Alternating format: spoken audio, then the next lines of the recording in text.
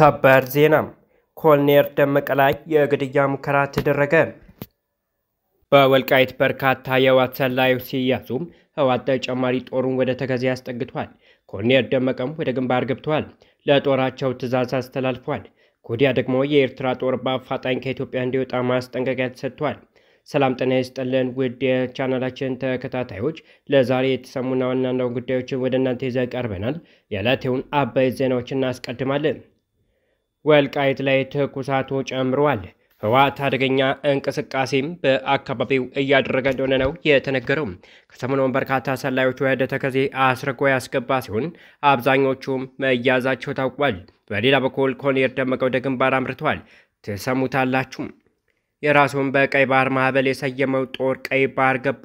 የጦሩ መግባት ኢትዮጵያን ያስጨነቀው ሆኗል። ባለቀይ ማዕበሉ ጦር ወታደራዊ ልምምድ መጀመሩ የታወቀ ሲሆን ዓላማው ኢትዮጵያ ላይ ጫና መፍጠር ነው ተብሏል። ታደምጡታላችሁ። የሻቢያ ጦር በአስቸኳይ ከኢትዮጵያ ግዛቶች ለቆ እንዲወጣ ማስጠንቀቂያ ተሰጠው። ማስጠንቀቂያውን የሰጠው አንድ ዓለም አቀፍ ተቋም በኤርትራ የዘር ማጥፋት ወንጀል በተለይ በአፋር ኤርትራውያን ላይ እየተፈጸመ ነው ሲል አስደንጋጭ ሪፖርት ይዞ ወጥቷል። የህወሓት ጸብ አጫሪ ድርጊቶች መቀጠላቸውን የሚገልጽ መረጃ ወጣ። በራያ አንድ ከፍተኛ አመራር በህወሓት ወታደሮች መታገታቸው ታውቋል። ይህን ተከትሎ የፌዴራሉ መንግስት በአስቸኳይ ህወሓት ላይ እርምጃ እንዲወሰድ ውትወታ አዝቷል። በዝርዝርም ተሰሙታላችሁ። የተወደዳችሁ የቻናላችን ቤተሰቦች፣ አሁን በዝርዝር ወደምንመለከታቸው መረጃዎች እናምራለን። ራሱን በቀይ ባህር ማዕበል የሰየመው ጦር በቀይ ባህር ገባ። ጦሩ መግባቱ ኢትዮጵያን ያስጨነቀው ሆኗል። ባለቀይ ማዕበሉ ጦር ወታደራዊ ልምምድ መጀመሩ የታወቀ ሲሆን ዓላማው ኢትዮጵያ ላይ ጫና መፍጠር ነው ተብሏል። ግብፅና ሳውዲ አረቢያ 4 የቀይ ባህር አዋሳኝ ሀገራትን በማሳተፍ የጋራ የባህር ኃይል ወታደራዊ ልምምድ መጀመራቸው ተዘግቧል። ወታደራዊ ልምምዱ ላይ በመሳተፍ ላይ መሆናቸው ከተገለጹ ሀገራት መካከል ሱዳን፣ ጅቡቲ፣ የመንና ጆርዳን እንደሚገኙበት ነው የተገለጸው። የግብፅ መንግስት መረጃ አገልግሎት ኤርትራ በወታደራዊ ልምምዱ ላይ ስለመሳተፏ የገለጸው ነገር የለም። ግብፅ፣ ሳውዲ አረቢያ፣ ጆርዳን፣ ሱዳንና የመን እንዲሁም ጅቡቲ እየተሳተፉ ይገኛሉ። ቀይ ሞገድ 8 የሚል ስያሜ የተሰጠው ይህ የባህር ኃይል ወታደራዊ ልምምድ ትላንት ህዳር 2 2018 መጀመሩን የጠቆመው መረጃም ለተወሰኑ ቀናት እንደሚቀጥልም ነው የተጠቆመው። ለመመዶ የጋራ የስራ ዕቅድ ማውጣት፣ መደበኛ ያልሆኑ የባህር ኃይል ስጋቶችን ለመመከት የሚያስችሉ ማሳሰቢያ መንገዶችን መፍጠር እንዲሁም በተሳታፊ ኃይሎች መካከል የአፈጻጸም ሂደቶችን ለማጣጣም ያለምም በክፍል ውስጥ የሚሰጥ ስልጠና የተካተተበት ነው። ለመመዶ ታሳቢ ያደረገው በተሳታፊ የባህር ኃይሎች መካከል ክህሎቶችን ለማጎልበትና የባለሙያ ልምምድን ለመለዋወጥ ነው ተብሏል። በወታደራዊ ልምምዱ ዙሪያ የሶማሊያ ሂራን ኦንላይን ባስነበበው ዘገባው ኢትዮጵያን ጨምሮ በቀጠናው የሚገኙ ሀገራት እየተካሄደ ያለው ወታደራዊ ልምምድ በቅርበት እየተከታተሉ ነው። ኢትዮጵያ አሁንም በወቅታዊ የቀይ ባህር ደህንነት ዝግጅቱ ሳትካተት ወደብ የማግኘት መብቷን ለማረጋገጥ የምታደርገው ቀጣይ ጥረትን በመጥቀስ ልምምዶች በሚከናወኑበት ጊዜም በጥንቃቄ እየተመለከተች መሆኗን ዘገባ አመልክቷል። ወልቃይት ላይ ትኩሳቱ ጨምረዋል። ህወሓት አደገኛ እንቅስቃሴን በአካባቢው እያደረገ ነው። ከሰሞኑን በርካታ ሰላዮች ወደ ተከዜ አስርጎ ያስገባ ሲሆን አብዛኛዎቹ መያዛቸውም ታውቋል። በሌላ በኩል ኮሎኔል ደመቀ ወደ ግንባር አምርተዋል። በአፋር ትንኮሳ የፈጸመው ህወሓት በወልቃይት ለመጀመር እየተንቀሳቀሰ ነው። በተለይ ባለፉት ቀናት ከባድ ወታደራዊ ስምሪቶችን እያደረገ እንደሚገኝ ከስፍራ የወጡ መረጃዎች አረጋግጠዋል። እንደ መረጃዎቹ ከሆነ በትላንትናው ዕለት ተከዜን በመሻገር 15 የሚሆኑ የህወሓት ሰላዮች ወደ ውስጥ ገብተው እንደነበረም ተዘግቧል። እነዚህ ሰላዮች ሁለት በመሆን በቡድን በመከፋፈልም ወደ ሁመራ ያቀኑ ሲሆን በዚያም የመከላከያና የተከዜ ዘብን ወታደራዊ ዝግጅት እንዲመለከቱ ትዕዛዝ ተሰጥቷቸው ነበር።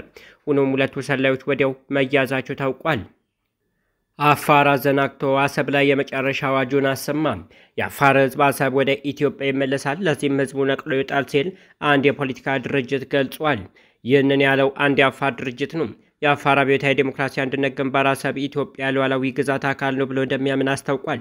የአፋር አብዮታዊ ዴሞክራሲ አንድነት ግንባር ምክትል ሊቀመንበር አቶ መሐመድ አወል ወግሬስ የአሰብ ወደብ ባለቤት ኢትዮጵያ ነች ብሎም ፓርቲያቸውን እንደሚያምን ነው የገለጹት። ኢትዮጵያ አሰብን በባለቤትነት በማስተዳደር የባህር በር የነበራት ሀገር መሆኗን የጠቆሙት መሐመድ በታሪክ አጋጣሚ ያጣነው ግዛት እናስመልሳለን ብለዋል። የቀደመ ታሪክን አጣቅሰው የሚናገሩት መሐመድ የአሰብ ራስ ገዝ አስተዳደር ሲመሰረት የአፋር ህዝብን ጥያቄ በመመለስ አሰብን በመቀመጫነት የሰየመ እንደነበረ ማስታውቋል። ከዚህ በኋላ በተደረገው የስርዓት ለውጥ የሽግግር መንግስት ግልጽነት በጎደለው አካሄድ የኤርትራ በሪፈረንደም እንድትነጠል መደረጉ ይታወቃል። ያኔ በቻርተሩ መሰረት እንደ አፋር አባት የሚቆጠሩ ሱልጣን ባለስልጣን ኢሊሚሪ አንፈሪም ውሳኔውን በጽኑ ተቃውሞ እንደነበረም አስታውቋል። በዚህ ወቅትም የኢትዮጵያ መንግስት የባህር በር ባለቤትነትን ሀገራዊ አጀንዳ ማድረጉ ትክክለኛ ውሳኔ መሆኑን ጠቅሰው ኢትዮጵያ የግድ የባህር በር ያስፈልጋታል ብሏል። በተለይም የአሰብን ማጣት ኢትዮጵያ የህዝቡ ትልቁ ጉዳይ ያደረገ መሆኑን አስታውሰው አርዶፍ አሰብ የኢትዮጵያ ሉዓላዊ ግዛት ስለሆነም መመለስ አለበት ብለዋል። አርዶፍ በወቅቱ አሰብን ማጣት አደገኛ ውሳኔ መሆኑን እንደሚያምንም ጠቁሟል። የባህር በር ማግኘትና አሰብን ማስመለስ ጉዳይ የአፋር ህዝብና በክልሉ የሚንቀሳቀሱ የፖለቲካ ኃይሎች የጋራ አቋም ጭምር መሆኑን አቶ መሐመድ ገልጿል። ታሪክም ሆነ ሌሎች ማስረጃዎችን ብናጣቀስ አሰብ የኢትዮጵያ ነው የሚሉት አህመድ ወደ አሰብ መጓዛችን አይቀርም ብለዋል። እንደ መሐመድ ገለጻ በአሰብ አካባቢ የሚገኙ አፋሮች በከፍተኛ ጫናና እንግልት ውስጥ የሚገኙ በመሆናቸው የአሰብ መመለስ ለአፋር ህዝብና በአጠቃላይ ለኢትዮጵያ ህዝብ ትልቅ ትርጉም አለው ብለዋል። የህወሓት ጸብ አጫሪ ድርጊቶች መቀጠላቸውን የሚገልጹ መረጃዎች ወጥተዋል። በራያ አንድ ከፍተኛ አመራር በህወሓት ወታደሮች መታገታቸው ታውቋል። ይህን ተከትሎ የፌዴራል መንግስት በአስቸኳይ ህወሓት ላይ እርምጃ እንዲወሰድ ውትወታው በዝቷል። በምርጫ ቦርድ ህጋዊነቱን ያጣ ህወሓት አደገኛ እርምጃ እየወሰደ ነው። በተለይም በራያ አካባቢ የሚፈጽማቸው ድርጊቶች የፌዴራል መንግስቱን ወደ ግጭት የሚያስገባ ነው ተብሏል። ዛሬ የወጣው መረጃም ይህንን የሚያሳይ ነው። በትግራይ ጊዜያዊ አስተዳደር ኃይሎች ህዳር 1 ቀን ታግተው የነበሩት የአላማጣ አጠቃላይ ሆስፒታል ስራ አስኪያጅ በላይ ሞላ ከኃላፊነታቸው መልቀቅ ከተስማሙ በኋላም በቀጣይ ቀን ከእገታ እንደተለቀቁ ዋዜማ ሬዲዮ ተዘግቧል። በላይ አንድ ሌሊት በአካባቢ በሚገኝ የትግራይ ልጆች ወታደራዊ ካምፕ ውስጥ ታግተው ካደሩ በኋላም የተለቀቁት የሆስፒታሉን ማተምና ቁልፍ አስረክበው ከኃላፊነታቸው እንዲለቁ የቀረበላቸውን ቅድመ ሁኔታ ተቀብለው መሆኑን የሬዲዮ ጣቢያው ምንጭ ገልጿል። የትግራይ ልጆች በሆስፒታል ያላቸው ፍላጎት የሆስፒታሉ አስተዳደር በትግራይ ጊዜያዊ አስተዳደር በሙሉ ቁጥጥር ውስጥ እንዲሆን ለማድረግ ነው ብለዋል። በላይ ከዚህ በኋላ ባላማጣ ሆስፒታል አስተዳደር ውስጥ ምንም አይነት ቀጥተኛም ሆነ ተዘዋዋሪ ሚና እንዳይኖራቸውም የትግራይ ልጆች ማስጠንቀቂያ እንደሰጧቸው ምንጮች ጠቁሟል። በላይ የተሾሙት በፌዴራል ኮማንድ ፖስት እንደነበረም ዘገባው ጠቁሟል። የሻቢያ ጦር በአስቸኳይ ከኢትዮጵያ ግዛቶች ለቀው እንዲወጣ ማስጠንቀቂያ ተሰጠው።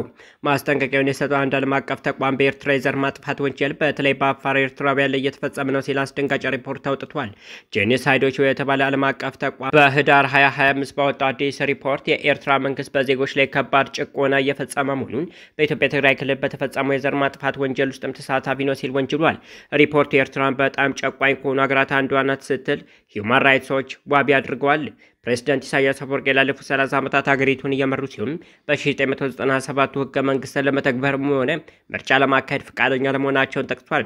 በፕሬዝዳንት ፓክ ግዛት የፖለቲካ ተቋሚዎች፣ ጋዜጠኞችና ተቋሚ ተብለው የተገመቱ ዜጎች ያለ ፍርድ ለ10 ዓመታት ይታሰራሉ። በተለይ በፕሬዝዳንቱ ላይ ተቃውሞ ያሰሙ 11 ፖለቲከኞችና 16 ጋዜጠኞች ከታሰሩ በኋላ የት እንደደረሱ አይታወቅም።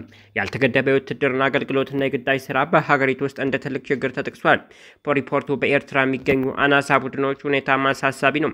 እውቅና የተሰጣቸው 4 ሃይማኖቶችም የሱኒ እስልምና፣ ኤርትራ ኦርቶዶክስ፣ ሮማን ካቶሊክና ኢቫንጀሊካል ሉትራን ብቻ ሲሆኑ የሌሎች እምነት ተከታዮች ይታሰራሉ። ሃይማኖት ነጻነታቸውም ተነፍጓል።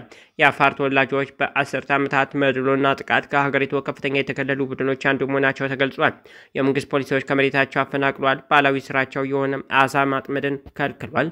በዚህ ምክንያት 57,000 አፋር ዜጎች ወደ ኢትዮጵያ መሰደዳቸውን ሪፖርቱ ጠቅሷል። ሪፖርቱ ኤርትራ 600,000 ሰዎችን በገደለው በትግራይ የዘር ማጥፋት ውስጥ በከፍተኛ ሁኔታ ተሳትፋለች ብሏል። ኤርትራ እንደ አውሮፓውያን አቆጣጠር በ2022 በኢትዮጵያ መንግስትና በህወሓት መካከል የተደረገውን የሰላም ስምምነት አልፈረመችም የተባለ ሲሆን የኤርትራ ጦር እስከዛሬ ድረስ በትግራይ ውስጥ በስርዓታዊ አስገድዶ መድፈር፣ በጾታዊ ጥቃት፣ በሲቪል ጭፍጨፋና በዘፈቀደ እስር የሚገልጹ በሰብአዊ ላይ የሚፈጸሙ ወንጀሎችን እየፈጸመ ነው ሲል ሪፖርቱ ወንጅሏል። ተቃውሞ በመጨረሻም የሚከተሉትን ምክረ ሀሳቦች አስቀምጧል። አንደኛ፣ ኤርትራ ጦሯን ከትግራይ በአስቸኳይ እንድታወጣና የ2022ቱን የሰላም ስምምነት እንድትፈርም።